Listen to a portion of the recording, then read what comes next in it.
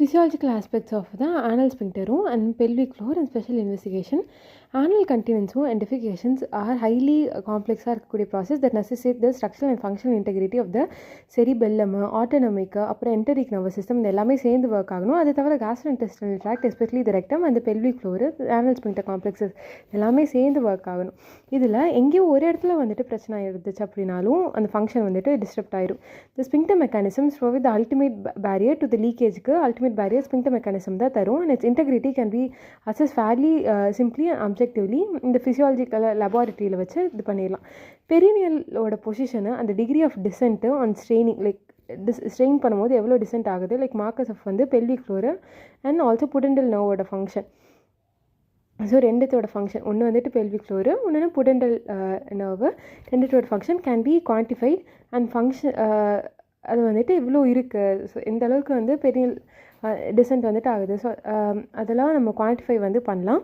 And functional anal கனாலோட length, resting tone, reflective predominantly of the internal ஸ்பிங்க்டரோட activity, so இதெல்லாமே கண்டுபிடிக்கலாம். And squeeze இன்க்ரிமெண்ட்னா எஸ்பெஷலி லைக் ரெஸ்டிங் டோன் மெயினாக internal anal ஸ்பிங்க்டரோடது.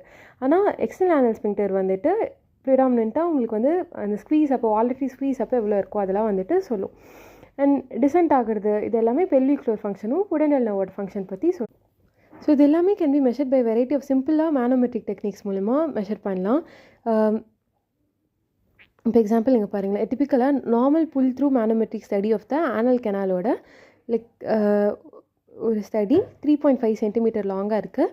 Maximal pressure approximately 60 centimetre water வந்துட்டு இருக்குது. So பாருங்களேன், ரெக்டமில் ப்ரெஷர் கம்மியாக இருக்குது, ஆனஸில் கொஞ்சம் கொஞ்சமாக அதிகமாகுது, அண்ட் இந்த ஏரில் உங்களுக்கு 0 ப்ரெஷர் வந்துட்டு இருக்குது. இதில் பார்த்தீங்கன்னா ஸோ மேக்ஸிமம் ப்ரெஷர் வந்துட்டு உங்களுக்கு 60 mm வாட்டர் வரைக்கும் வந்துட்டு ரீச் ஆகுது.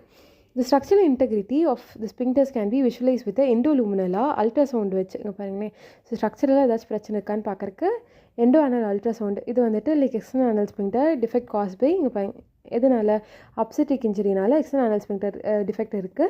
And internal anal sphincter defect வந்துட்டு post ஸ்பிங்க்டரெக்டமி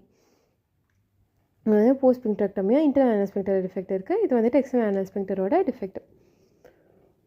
And neuromuscular function can be measured by the assessment of conduction velocity along the pudendal nerve வச்சுட்டு on each side or more painfully by needle electromyography ரெண்டு வச்சு conduction velocity வச்சு இல்லாட்டினா needle electromyogram வச்சு வந்துட்டு நம்ம பார்க்கலாம்.